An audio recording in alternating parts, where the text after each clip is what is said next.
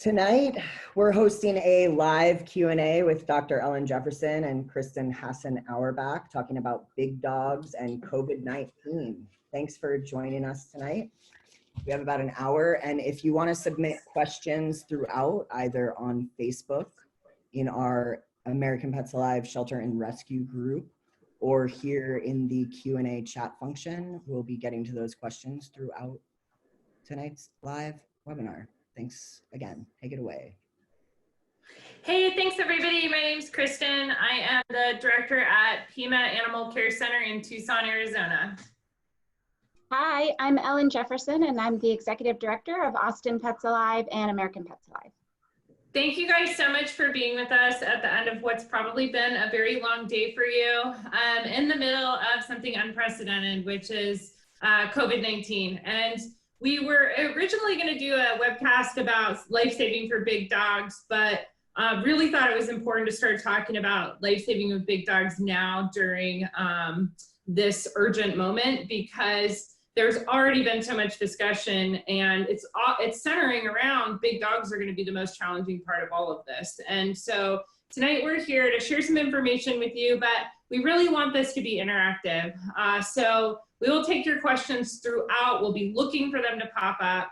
Anything that you want to ask, whether you are a shelter, a rescue, an advocate, a volunteer, we're up for anything. And the goal here is that we don't have any preventable deaths of medium and large dogs due to COVID-19. So we're going to kick it off a little bit. And actually, Ellen, I wanted to ask you a question that's been coming up a lot, which is, we all say medium and large dogs, but at this point, should we be talking about pit bull dogs? Is that really what this conversation should focus on, or is it big dogs in general? I actually think it's big dogs in general. The big dogs are just so much more challenging because they take up more space. In a shelter, they're taking up big kennels that often can't be doubled up, and they're also people are less likely to take a chance on them. That's what I've seen since we started with Austin Pets Alive, is that people are willing to take in an unknown little dog or puppy, and the big dogs get looked over. And I think it's because the unknown is a lot for somebody to say, yeah, I'll do that. And you don't know if they're going to be, too big for your house and ruining your furniture or do anything bad in the house. And the bigger they are, it's just harder to deal with. So I do think it's big dogs, and what I see in shelters, and including in Austin, is that they kind of just stack up because they need different resources than what we give to the little dogs and puppies and cats, and they often don't get that because it's often more intense resources. Yeah, so we're in this moment that feels a little bit like a perfect storm, and as a municipal director with an intake of 19,000 pets in a pretty small community, I immediately became very anxious when all of this started because of the time of year. If this were happening in November, I think we'd all be feeling a little bit differently, but I'm really worried that for us, puppy and kitten season is a week to 2 weeks away. And what happens when we hit puppy and kitten season? Adoptions have slowed down, intake continues. That's to me when the moment becomes where big dogs, especially those ones that have been hanging around for weeks, even months, are really going to become at risk. So what do you think we should be doing now in preparation for the issue of the emerging puppy kitten season? Well, I think in light of COVID-19, I'm seeing a lot of shelters are really pushing a ton of their animals out to foster and clearing out their kennels now so that they're ready if there's a shutdown or there's a big staff outbreak of the disease. And the beauty of that is that we're kind of prepping for puppy and kitten season. If everybody keeps going along those lines and keeps trying to push as many out to foster as they can, the good news is that those little guys, the puppies and kittens, are very fosterable. And so if you've got a long list of people wanting to foster, but they're not necessarily willing to take a chance on a big dog, then keep pushing those little guys out and don't put them in your shelter. One, for disease control, but also it really helps to give those bigger dogs a little bit more breathing room so that they can have their own time to find the foster that they need or an adopter. So I would just say that we need to be really thinking about how do we do what we're doing now, and start it if you haven't, but continue pushing to foster and then do an even bigger push when puppy and kitten season gets there. So yeah, I think that we're also trying to get as many animals to foster now as we can. And our goal, like we typically would be housing about 450 dogs on site right now. We're actually trying to get our kennel population down to fewer than 100 dogs. And that might sound crazy to people because we're doing that through really limiting intake. We're not taking in anything except emergencies are not coming in the door. And so it might sound a little crazy. Well, you're not helping those pets that, you know, maybe the owner wants to surrender, someone finds a stray. We're really asking people to hold on to those, but we technically have kennel space. Does that seem logical to you that we try to create this cushion of space now where we have as many empty kennels as possible? Absolutely. And I think that the success that shelters are seeing with preventing intakes, hopefully in a way that's not causing any damage in the community, is definitely a positive. But if we all build our foster base up, if we put enough resources on trying to increase our foster base and keep those fosters engaged, or keep the recruitment going so that there's new fosters all the time, we should be able to manage once regular intake picks back up by keeping more of the animals that would normally be housed at our shelter, keep more of those in foster. So it's kind of, you're trying to decrease the number of cages in your shelter, but increase the number of cages in your foster homes. And so it's the same number of cages, which should net the same flow through of animals from intake to live outcome without having to run out of space, if that's what's currently happening in your shelter. Right, right. So I want to talk a little bit about intake diversion because it means a lot of things to a lot of people. It's one of those terms that's used to mean a lot of different things. So I also sit on the board of the National Animal Care and Control Association, and we recently put out a statement, and it is a national recommendation from NACA saying that shelters should be doing everything they can to suspend intake. That doesn't mean they should close, and in fact, we put out a statement as well that said that shelters are an essential public service. They should be open, but they should be focusing on those essential emergency services. So for us, what that means and what the recommendation says is that we're really focused on emergency intake. That means our officers are prioritizing animals that are sick, injured, victims of cruelty or neglect, and others that are in immediate danger, which can be for a million reasons. Yesterday, we had a kitten that was trapped on the berm of the side of the highway with traffic going 70 miles an hour by it. That animal wasn't necessarily sick or injured, but it was in immediate danger. So we're taking in those pets, but we're not taking in others.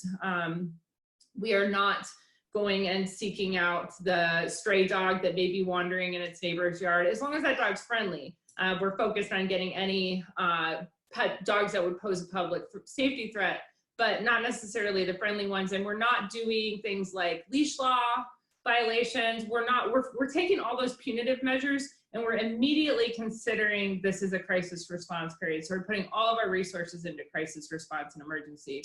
At the intake lobby, what that means is that we're asking every single person who comes to that intake lobby if they can hold the pet. Every single person. And we're not telling them 2 weeks, it's gonna be longer than that. We're trying to be very honest with people that if they find a stray dog and they can hold it and they can file a found report, we want them to try to get that pet back to the owner through Nextdoor, through Craigslist, other channels like that. But we're just being blunt with our community and being totally honest. And we're finding more than 50% of them are stepping up to help. They're meeting the call, they're understanding why we need this. And I think that my feeling on it, and tell me yours, is that there are gonna be trade-offs. We would love to be able to serve every pet that needs us. And we certainly don't wanna use this as an excuse to shut our doors. But it's more and more, the more we're doing this, it's like we have to individually evaluate every situation to see, is that animal truly better off in our care or is it better off in the community, even if it being in the community isn't perfect? What are your thoughts on that? Yeah, unfortunately, our whole industry is a trade-off. There's no perfect situation for pets in need. And so I think every decision we make, there's something that we're sacrificing. Hopefully we're causing the least amount of harm in whatever we're doing.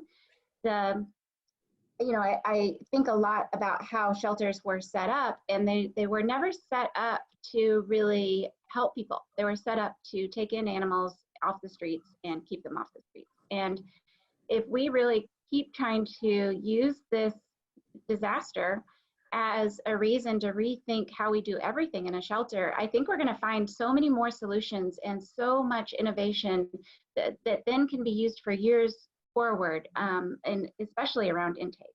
You know, you think about the dogs, the big dogs that are coming into our facilities as strays.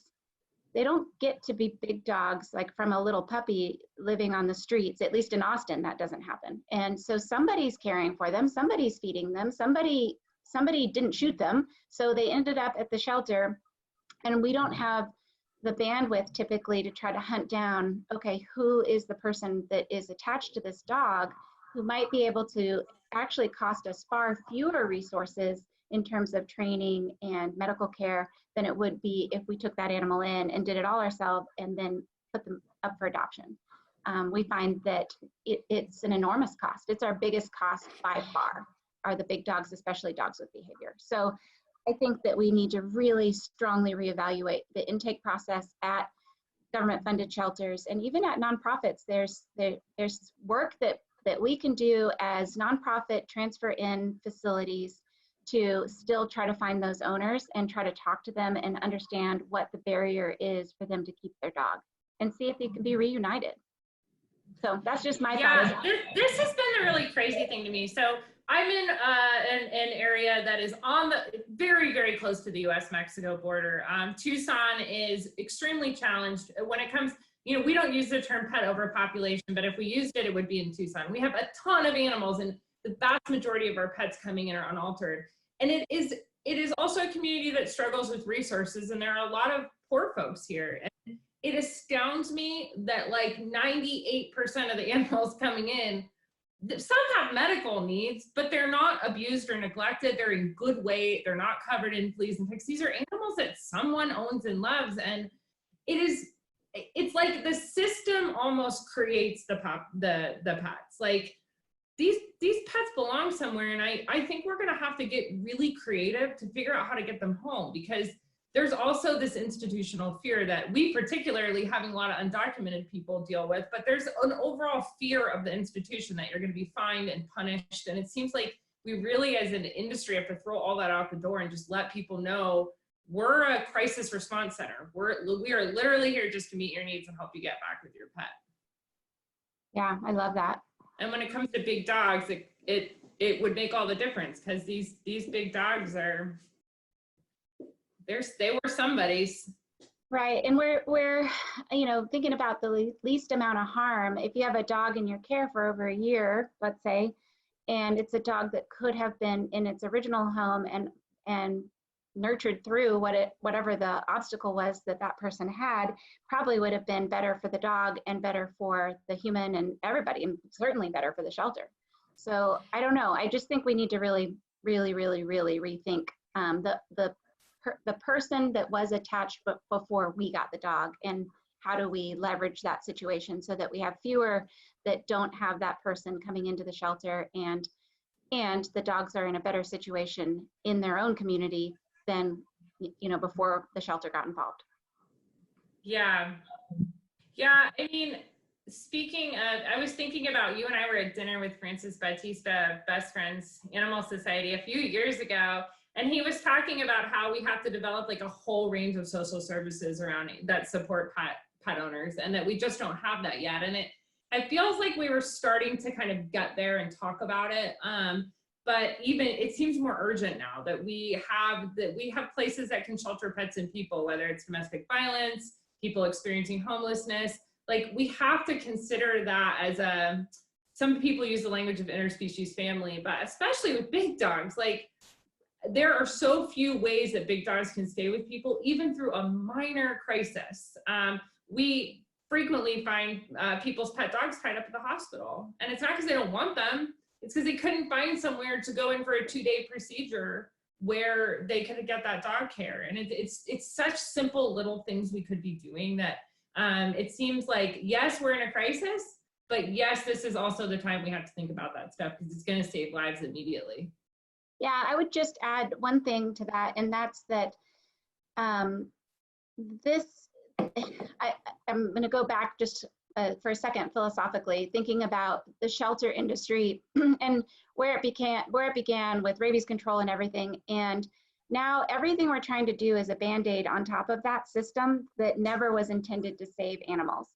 And if you rewind the clock 100 years and we never opened the impound facility to round up those dogs and exterminate them, then what would we have built, because people love animals, what would we have built in the community? And my guess is that it would be a lot like the social services that we're talking about for people.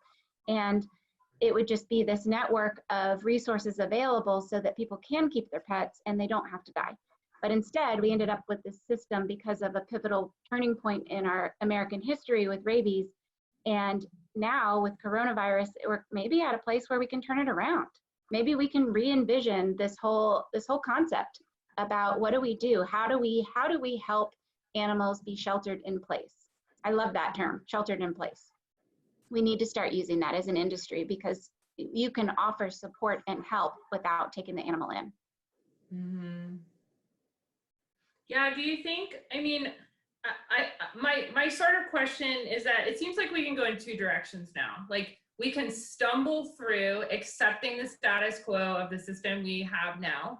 And to me, the result of that is going to be mass euthanasia of animals. Like, if we rely on that old system from the 1850s, there's no way around it. Shelters are going to close to adoptions. They're going to keep taking it and taking the math really quickly adds up to mass euthanasia. Or we can say, we need to fundamentally change this system. We need an intervention that is significant to change it, and we need to change it not just now, but now and in the future. Yeah, I totally agree. We've been trying to envision what we do moving forward because, you know, we're terrified that we're not going to be able to use our facility. And so we have moved almost 50% of our animals to foster, which is about 250 animals. It's pretty significant. And now what do we do? So for the new intakes, how do we keep those cages at the shelter empty? How do we move them directly from intake straight to foster? And just sort of rethinking how we do our process now, which is all based on the housing of them in the shelter first. Mm-hmm. And now it's kind of flipped on its head and it's, okay, if they aren't in the shelter first, then what do we do? How does that change our system? How does that change the way we allocate people? How we allocate volunteers? How do we, you know, what technology do we use? All these things are coming up that I think are really interesting. It's really fascinating, honestly, because it's a landscape that we never could have predicted. I think everybody in the industry is trying to get there eventually, but it probably would have taken another 50 years without coronavirus. And now all of a sudden, we have the opportunity to really think hard and make some very big changes. Yeah, I think that in 2013, when I started sending healthy big dogs to foster homes and everybody said that was totally insane, I kind of like go back to that moment. You were doing it, but no, most other people weren't. What was that moment like when Awesome Pets Alive and we were starting to send big dogs to foster, but people thought the idea of taking a healthy adoptable pet out of the kennel where it could be seen and putting it into a foster home was really nonsensical. And what do you think has changed between then and now to allow, we're seeing thousands of pets going to foster in the last few days in communities all over the US. What do you think has changed? I think foster is becoming the norm, which is amazing. And so I don't think there's any fear around it. It's just the ease of placement. And so the harder problems you have to work a little harder on to actually make sure that they get to a foster home. So I think what we're seeing right now is truly pretty epic. And we're still struggling with the dogs that can't go into homes with other dogs, but it's just work. We just have to figure out how to, put our nose to the grindstone and get them into, find those homes because they exist. Austin, we live in a community of 1 million people. We don't need 1 million dogs placed. And so how do we leverage our marketing to our community? How do we start to draw in the people that we need? We're using a sign-in service where we're asking people when they come to our facility and now when they check in online, if they live in a home with a yard, if they have no children and no other pets. And those people are getting VIP service so that we can really triage the dogs that need them the most rather than trying to wade through, hundreds of applicants that maybe only 100 of those are actually these, we call them unicorns. And we want to really put all our resources into those unicorns because they're the ones that are going to be able to help us the most. Right, right. At this point, I want to take a little break. We're 20 minutes in, and we want to take any questions that you have. We have so much more to talk about, but if there's questions that are pressing, that are practical, that you want answers to, please feel free to type those in. You can do it on Facebook or Zoom. We will know that you asked them, and we'll respond right away. While we're waiting for that, yeah, I mean, I think that, so if one of the practical concerns that's coming up for us is like, we're likely going to be housing 2,500 to 3,000 pets in foster, and that's huge, and at any one time this spring. But for the average shelter that maybe is going from housing 25 animals to 100 in foster to 500-600 in foster, what do they need to change about their operations now to make sure they can accommodate suddenly caring for all those pets in the community? Well, I know you have thoughts on this too, but I think they need to really take a strong look at their org chart, their volunteer org chart and their staff org chart, and figure out how to provide the support service that those people need. And I know Maddie's Pet Assistant is a good place for people to have a automated response form for medical conditions and try to break, kind of triage the work a little bit so it's not quite so heavily weighted on a one-to-one contact for every issue. You can come up with protocols so that things are handled in an automated manner, creating the online resource, another online resource if you have the ability and aren't using the Maddie's Pet Assistant, trying to create something for your fosters to go to so they can kind of navigate the system without having their hand held. It's harder than it sounds, but I think that it's worth trying to, especially volunteers are really good at helping to do online needs and helping to fulfill some of those gaps that exist, and trying to just enlist people to help get everything organized so that it's more user-friendly. And I think during a crisis, often fosters end up adopting the dogs and cats that they're fostering, and so making a really easy process for that to happen so that you don't have to go back and contact every single person over and over again to figure out if they want to adopt, because probably a lot of them are going to want to adopt. Yeah, right. We need to be setting the expectation for people too that they need to act as adoption ambassadors. It was a few years ago, the ASPCA Pro put out information about being an adoption ambassador, which meant you got your foster, but the expectation wasn't that it came back in 2 weeks, it was that you got it adopted. And we really need to be messaging that out. We're actually contacting ASPCA Pro to sort of bring some of that information back out and get it out there, that we need to be really clear with our fosters. And I think it's important more than ever to be really honest with them that this isn't a short game, and it's not going to do any of us any favors to send 1,000 pets out and have them all come back in 3 weeks. So we need to be thinking at a minimum of staggered intake over the next few months of those foster pets, but ideally really getting them into homes. And then we're reallocating some staff to provide support to the fosters who get them adopted, helping with marketing and things like that. Mm-hmm.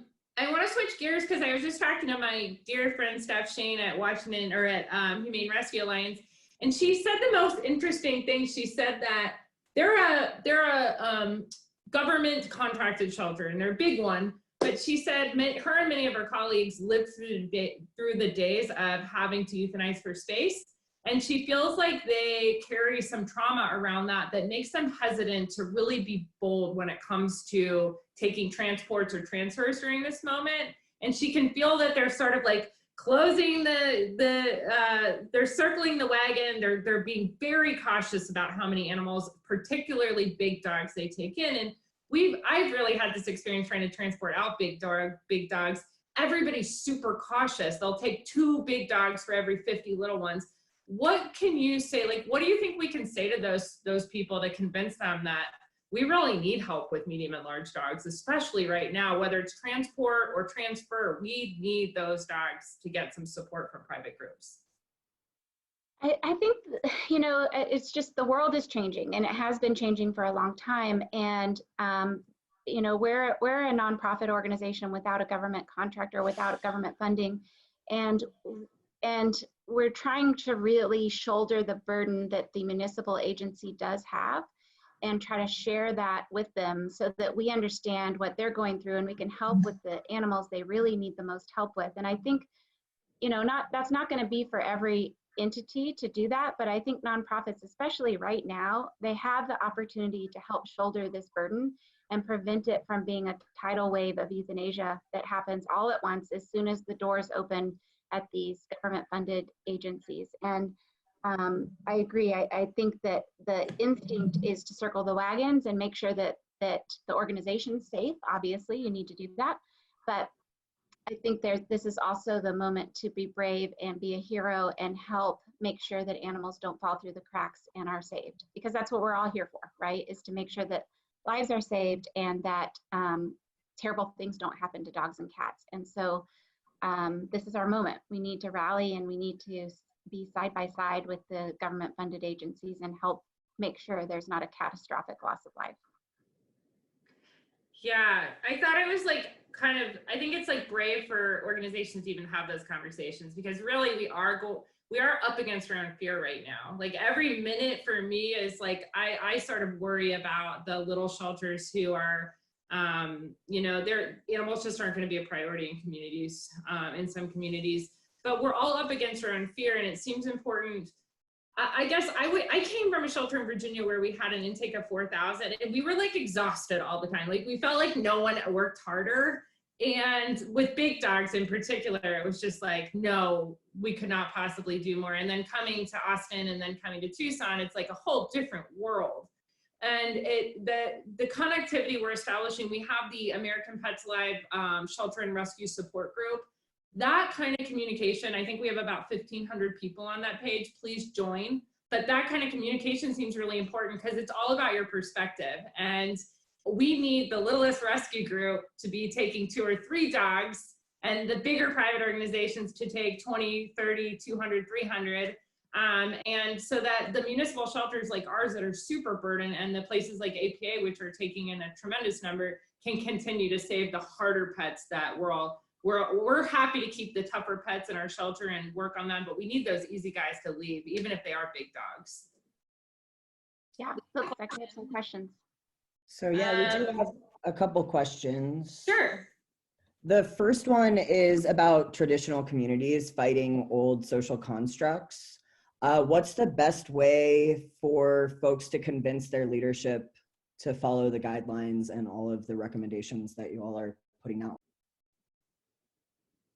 I think it's specifically about NACA, so you should answer that one. Yeah, the National Animal Care and Control Association has put out several position statements that say no cats should be coming in unless they're sick, injured, or have a critical need. Community cats should be staying in the community no matter what right now, and unless they are truly better served in the shelter, and that most intake, unless it's not essential, should be staying out. What's really exciting, I don't know if I can announce this publicly, so I won't say what state yet, but an entire state adopted those statements as the way that they're going to operate. And that's what we want. We need to see the state, at the state level, government saying animal services are essential services. They should stay open, but they should primarily be handling emergency and essential services. So that's really what we want to see. And the National Animal Care and Control Association is animal control officers and leadership. It is those municipal orgs speaking. And we are all of the national organizations are in alignment on those subjects. There's no one at this time, none of the national orgs are saying that's wrong, that's not what you should be doing. So you can rest assured that conservative to the most innovative, forward-thinking organizations are all supporting this. Keep as many out as you can and continue to operate for essential services, and that includes foster and adoption. Yeah, and so I would just add to that if you're an advocate in the community and are having trouble getting those implemented, I would recommend talking to your government elected officials and just making sure they understand that this is a national recommendation and that many are following suit, and it's important to you as a community member that animals are not just brought in and killed.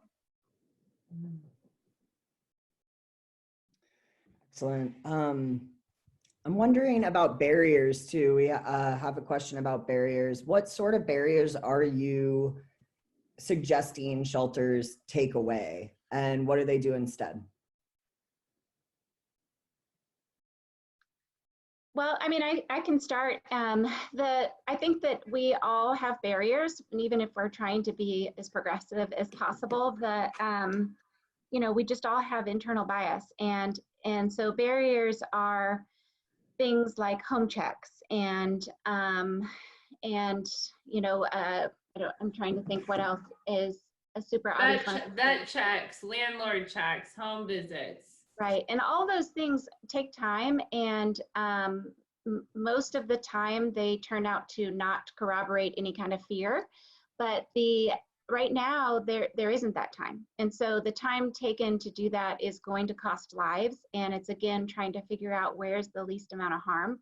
And so having an adoption and foster process that is inclusive and is thorough enough to be able to understand where the other person's coming from and what they're trying to accomplish with adopting or fostering that's where the conversation needs to be. Not about, are you a good enough human being to do it? It's more about, what's your plan with this animal, and what are you trying to accomplish, and how can we help you accomplish that? So there's tons of barriers, but Kristen, maybe you can elaborate. Yeah, so I think that's right. And it seems like I remember the Adopter's Welcome Manual from the Humane Society of the United States. It's still one of the most important things I think that's been written. And it's pretty neutral. There's nothing like terribly crazy or sort of out of the box about it, but it basically says we should treat every person and every pet as an individual. And we should meet people where they're at, and we should consider that every single person coming to us has good intentions. And that's really it. So if you do that, you don't have blanket restrictions. If you meet every adopters, if they have good intentions and that there is a match between pets and people for everyone that walks in your door, you're not going to have those blanket restrictions. And they've been telling us that for a decade, as has the ASPCA, as has American Pets Alive and Best Friends. We've all been saying that, and yet we still see these barriers to placement. And some of them are a little more nuanced. If people are applying in your organization to foster a big dog, and it's taking more than 1 to 2 hours for them to get to a person who can help them get that big dog, that's still too long. And that sounds like a heavy lift, and I know for some of you, you've got some work to do there, but if you want to foster a pet with us at PAC, you walk in the door and it's no harder than adopting. You come in, we meet you, we hear about what kind of pet you want, we help you make a great match, and then we send you on your way with your new pet. And it should be that easy. And right now it needs to be that easy. And those old barriers, those old restrictions, they need to be let go. Try it for a month. If your world ends and things are terrible, you can reconsider, but I can virtually promise you that there will always be challenges. Things will always go wrong because animals are inherently unpredictable. But open adoptions you will be surprised at the fact that things will be pretty much the same as they've been, even when you loosen those restrictions, and you're going to find more great homes than you ever thought you could. Excellent. You've talked a lot about the changes that are happening. Can you talk about sort of plans for sustaining these changes and what you imagine is coming down the line with all of that? Well, I mean, I can start that off. Nobody knows. Nobody knows what the future is going to hold, but I think that we can probably bet that this is not going to be over in 2 weeks. And my guess is that it's not going to be over in 2 months. So until there's a vaccine created for this disease for humans, we're going to be in a very restricted environment and maybe in shutdowns. And so we need to plan for that even for two months. And my guess is that whatever we created for a 2-month window to keep all the animals alive and keep our inventory down so that we can suffer an outbreak of humans in our shelters, or if your community got more restrictive in what the shutdown is, that we're going to start developing those processes anyway. And then the key is letting those processes continue after the fact. And so really trying to, over the next few weeks, we're going to find all the holes in all of the things that we're doing right now. And we should be trying to fill those and make sure that we're doing things the way that we want them to go. So if we have a problem where somebody's trying to surrender an animal, or they found a stray and they can't keep it and it turns into a horrible nightmare, then examine that issue. Think about it, like unpack it and figure out exactly what went wrong and what you could have done differently and how do you handle the next one that happens like that, and then write a protocol and make that your protocol. So everything that goes wrong should now be a protocol moving forward in this new infrastructure. And I think if we can all be diligent in doing that, then we will become habitualized to doing it this way. And that'll be wonderful, because the shelter is not where animals should be anyway. And if we've created this cage space in foster homes and we can put the resources towards keeping that cage space in foster homes and not refilling the shelter, then everybody wins.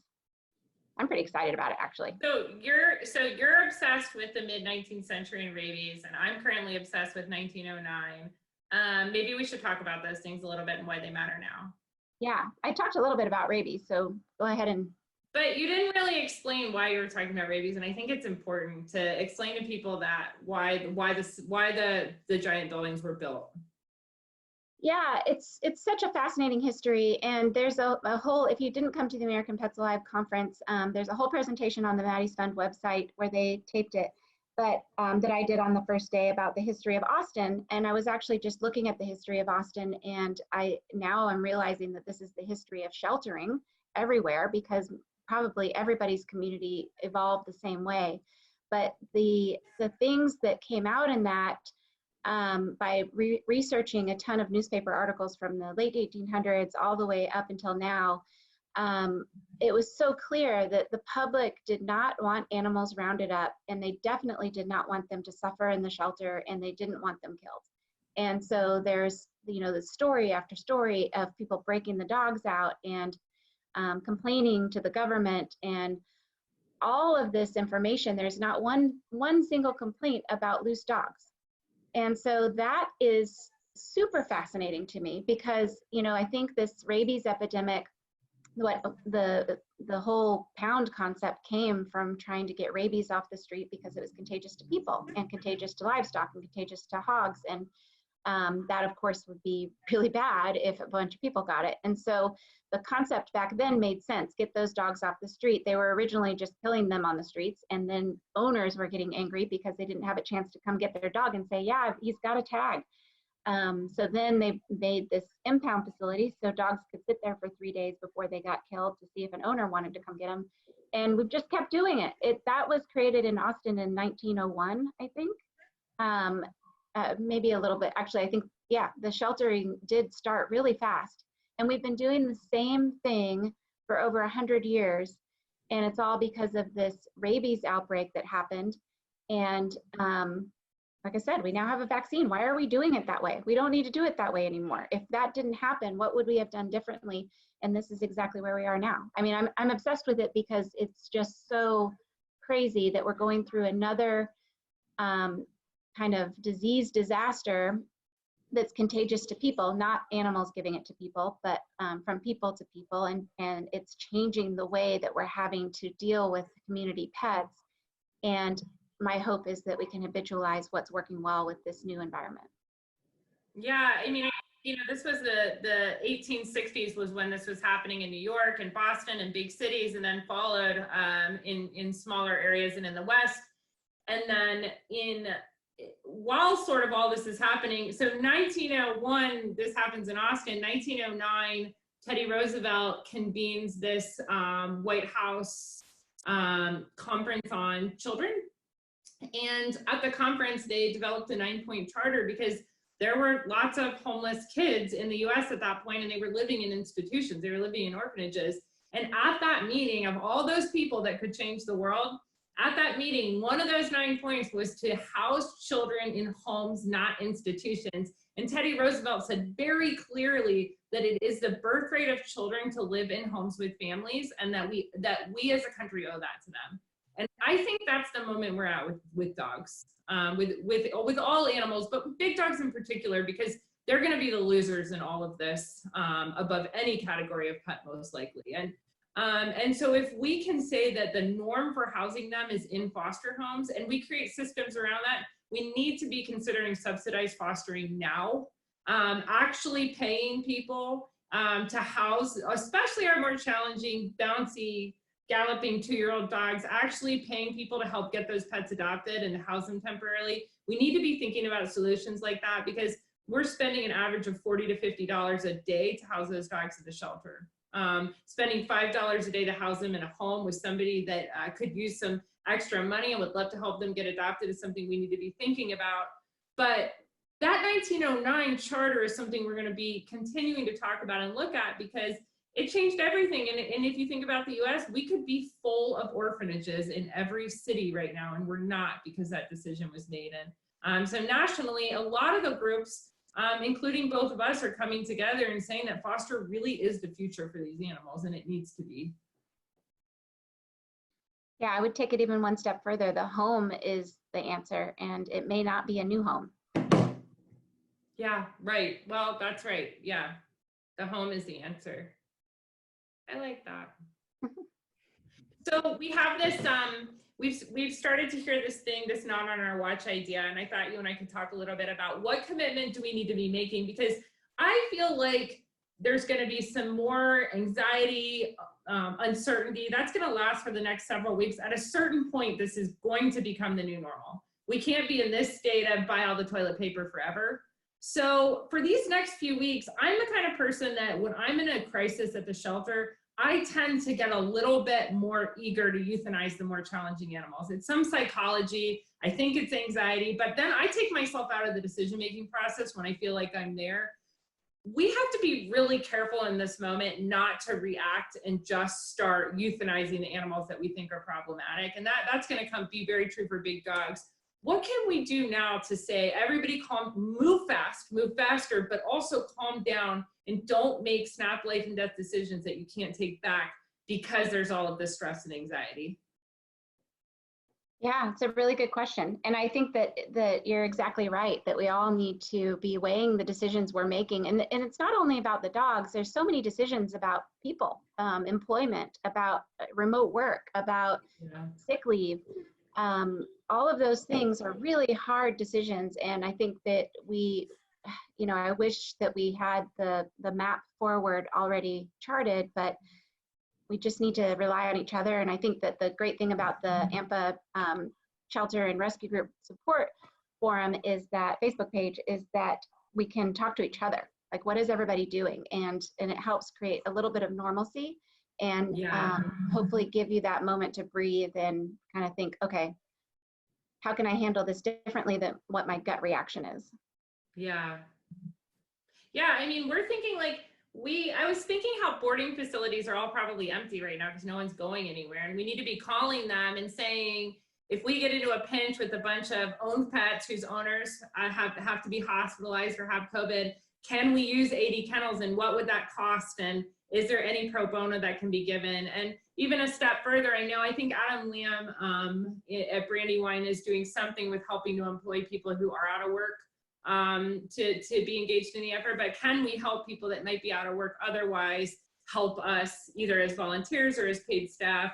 But boarding kennels, it seems like a good idea to be thinking about some of that now, so that to me, it seems important to keep the owned pets separated from the usual shelter business. Because if we start to get those owned pets in, they may only be subjected to a 3-day or a 5-day stray hold, and those owners could lose them. So do you think, what's your thought on, should communities be sort of lumping those out and having different policies for them? Yeah, I think it's a great idea. And I think that is part of this whole concept of reimagining how the shelter works. And how do you create those support services so people can keep their pets even if they're in the hospital for 2 weeks or they're so sick they can't walk their dog or open the door to let them out. I think that we really need to think through how we're going to support people so that they don't lose their pets, because people lose pets for the dumbest reasons, and we need to really dive in. And this shouldn't be one of them. This is a national disaster that is going to cause a lot of grief and suffering for people, and losing your pet and companion shouldn't be one of those things. Yeah, I think we should all of us should be identifying neighbors, friends who can care for our pets if we need them. And I think nationally, some of the national organizations are talking about messaging that, but in our own communities, when we're going on the news every day, we're telling people, prepare for worst case, have someone that can come feed your animal, because those animals about 100% of the time are going to be better off if they can be cared for in their home. They're safer there. And so it's something people need to do. And I think we're so disconnected that people don't necessarily think of that, or they don't have an immediate person to call. So we're trying to help them build a network of people that they can call if they need help. But we really want people to be able to keep their pets at home, even if they're gone for a few days getting care and treatment. Yeah, totally agree. You know, one thing I was going to ask you about that I think people probably would like to know about is, how do you place big dogs that you don't know much about and do it in a way to limit your liability, or dogs that do come in and maybe have a little sketchy history but aren't dangerous? What's your advice for that? Yeah, so at our shelter, we have a list of dogs that can go to emergency foster, and that is 80% of our dogs. It's most of them. So most of our dogs are eligible. You can come in, same day foster, meet them, take them home. We have our dogs that are higher level behavior dogs that do have some negative history or are highly reactive or whatever it may be it. And we're actually focusing getting those dogs on fosters that have more training.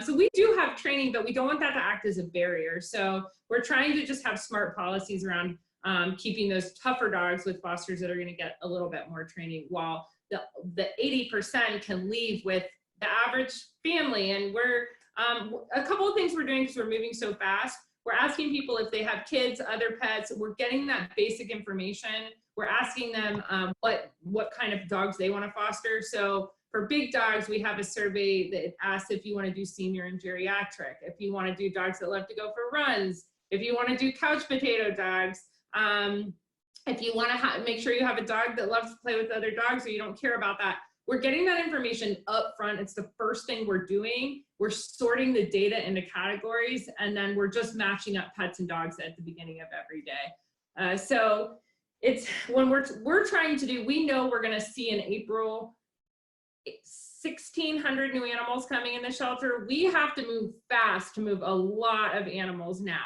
So number one rule is transparency. Anything we know about an animal, whether it's in the shelter or former behavior, we not only tell the foster in writing and verbally, we let them know everything, and then we actually go through any of the issues with them one by one and explain to them what they need. And that's just our effort to make sure that none of our animals are perfect. And if you're working in a shelter today, you know that our animals come with histories just like we do. And because we ask people so many questions on intake, we know more than ever. There's going to be good and bad about every dog we're sending home, but we're just telling people, and people really appreciate the honesty. They appreciate that we're giving them tools to deal with the issue.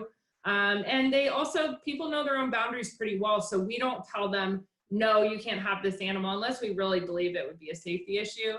We let people choose their own boundaries. What about you? Yeah, we're kind of in the same boat. We try really hard to make sure that people know exactly what we know, so that they can make an informed decision, and we're not trying to convince somebody to take an animal that is not the appropriate fit for them. So, there's so many dogs and big dogs that come through our facility that don't have a history at all, and those just fly out the door. And of course, we give them tips on how to manage a big dog in their home, and things they might want to be prepared for, like a crate and the usual stuff. And then for dogs that we do have a known history, then we'll just go over that in detail. And sometimes we'll even require that they come back a couple of times to meet with us and meet the dog and go through a couple training sessions before they actually get to take the dog home. That's pretty rare, and I wouldn't recommend it for kind of the average big dog in the shelter, but it's another way to help people make informed decisions and make sure that we're doing the best we can to make sure something bad doesn't happen later. Yeah, we got to talk about, so we're getting near the end. If you have questions, pop them in now, but before we go, we have to talk about what we just started today, which has been awesome, which is remote adoption. So starting today, you can call PAC, you can say, I saw this dog online, he's adorable, I want to know all about him, and I think I want to adopt or foster him. We do all your counseling online, get that whole process done. You drive up, we meet you in an outdoor play yard so you can do your meet and greet with that dog. And then we complete your adoption or your foster right there outside, so you never have to enter the building. And you're in as low risk of situation as you can be when going out in public. I'm so excited about this. People are a little bit skeptical when we tell them, because how can you do counseling with people that haven't met the pet?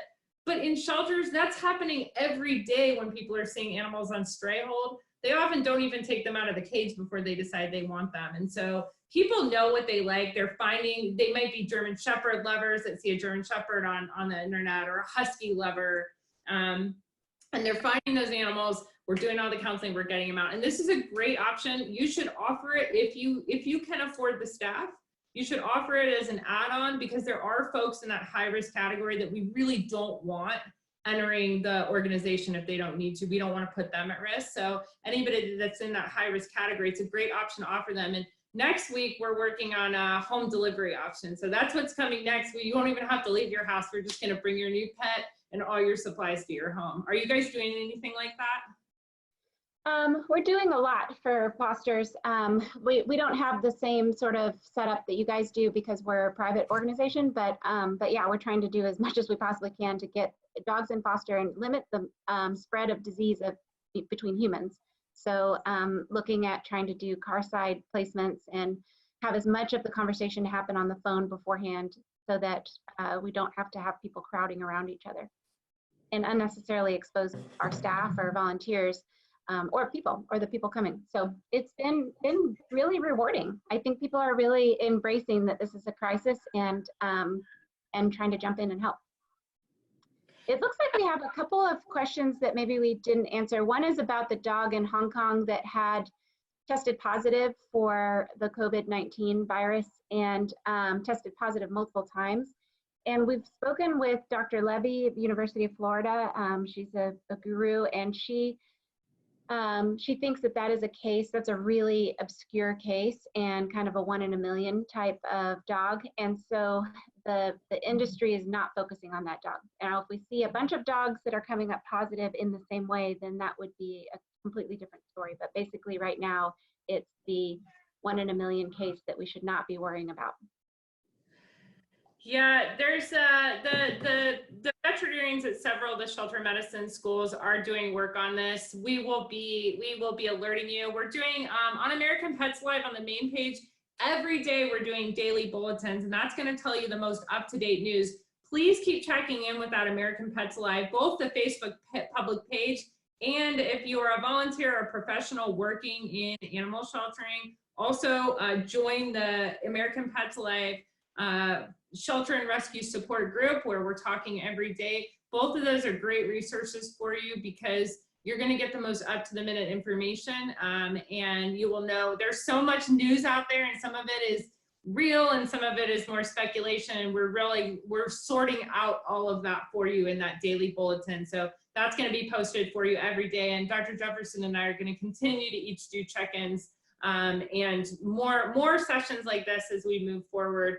We have 2 more planned on big dogs over the next couple of weeks, but we're likely going to be, Dr. Jefferson and I will likely be sticking with topics related to COVID and touching on some other issues. So what were going to be the big dog webcast will likely be switching into COVID related, as we know the next 2 to 3 weeks are going to be hard. We have time for one more question, and it looks like we have one about, let's see. Rory, can you distill this question about the one from Megan in Colville? It sounds like they're trying to take in from another community where potentially there's going to be euthanasia for space.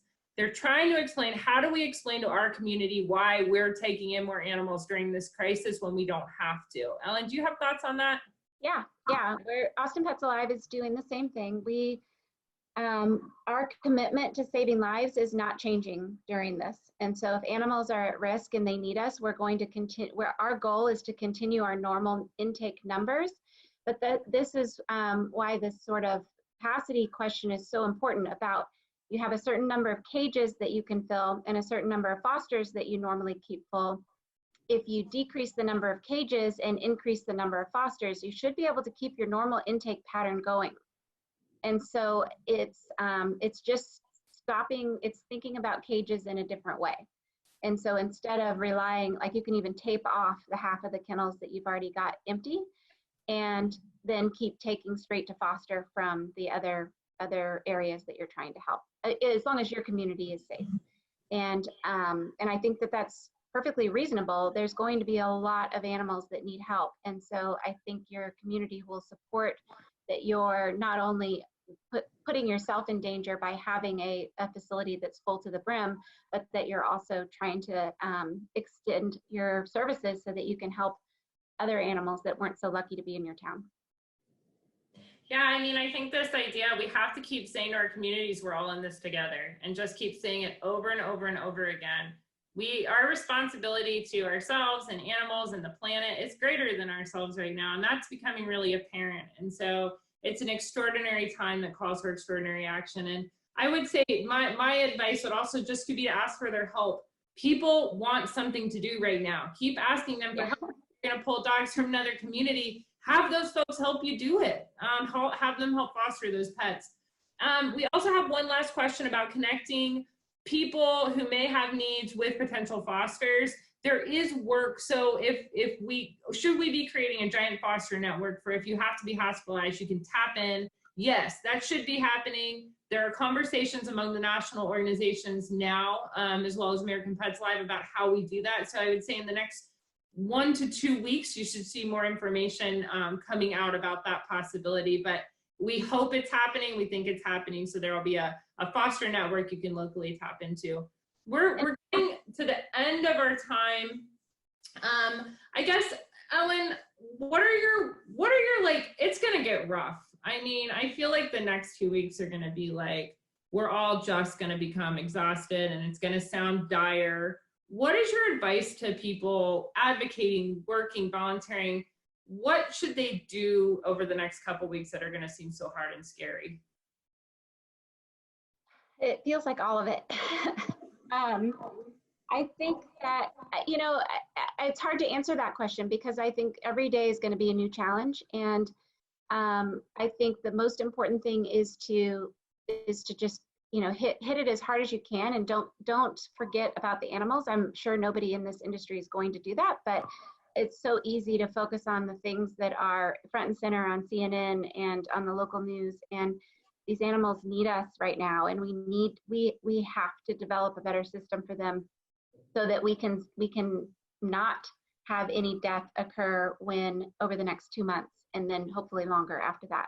So that, I guess, I don't know if that's really answering your question, but I would just say focus and lead with your heart and just keep getting stuff done. You know, nobody knows all the answers. Nobody on earth knows all the answers for what we need to be doing right now. So it's just do what you think you can to make a difference. Yeah, it's like, if we all are going to have to be braver than we've ever been.